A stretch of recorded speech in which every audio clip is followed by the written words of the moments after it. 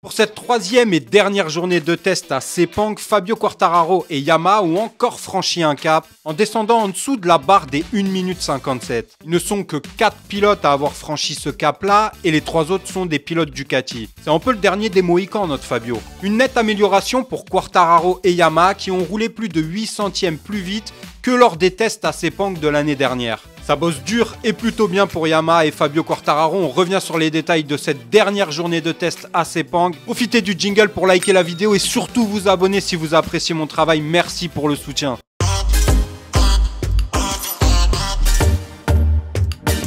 On peut dire que les tests de Sepang réussissent plutôt bien à Yamaha cette année et à Fabio Quartararo qui cravache fort et dur. Alors Yamaha a eu la bonne inspiration, la bonne idée de faire participer ses pilotes titulaires dès le check-down, dès la deuxième journée du check-down à Sepang, ce qui a permis à Yamaha et à ses pilotes de se familiariser plus rapidement avec le nouveau prototype, trouver des meilleurs réglages, avoir plus de temps pour tester telle et telle pièce. Et visiblement, il y a du mieux chez Yamaha, ça bosse dans la bonne direction et ça fait plaisir parce que évidemment, on attend tous de voir Fabio Quartararo pouvoir se battre à nouveau. On sait qu'il a le talent pour, il lui manque la monture, la moto performante.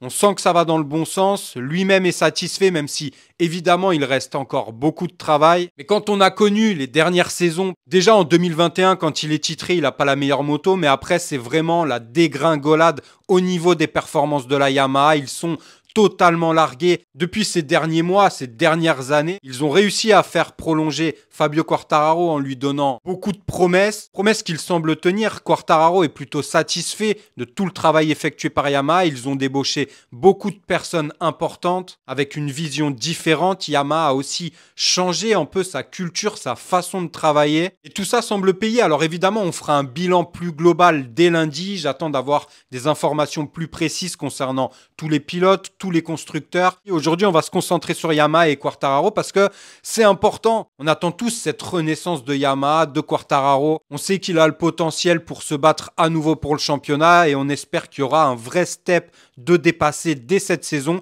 Mais déjà, les tests à Sepang sont très encourageants. On revient sur les déclarations de Quartararo de suite. Je pense qu'on a fait un vrai bon travail. Pas énormément de tours aujourd'hui, mais on a fait beaucoup de changements sur l'électronique en particulier. C'était dur à comprendre parce qu'on a changé beaucoup de choses pour essayer de trouver le grip. On n'y est pas vraiment parvenu, mais je pense que c'est bien mieux de faire des tests dans ces conditions quand il fait chaud. C'est important de ne pas perdre trop de temps sur un week-end de course. Je me sens vraiment très bien sur cette M1 et nous avons fait un excellent travail. Dans certains domaines, oui, nous avons clairement progressé, mais notre traction est encore un peu faible. Pour les tests de Thaïlande, ce sera peut-être un peu plus dur là-bas, mais notre moteur est un peu plus rapide que l'année dernière. Et cela nous aidera. Bon, ça fait plaisir, on voit qu'il y a des efforts de fait, que ça travaille vraiment dur, que le travail paie vu qu'il y a quand même véritablement des améliorations, mais encore des axes, des points à améliorer, à travailler et c'est normal. La moto ne peut pas être parfaite d'un coup, mais en tout cas, c'est rassurant, même si Fabio Quartararo,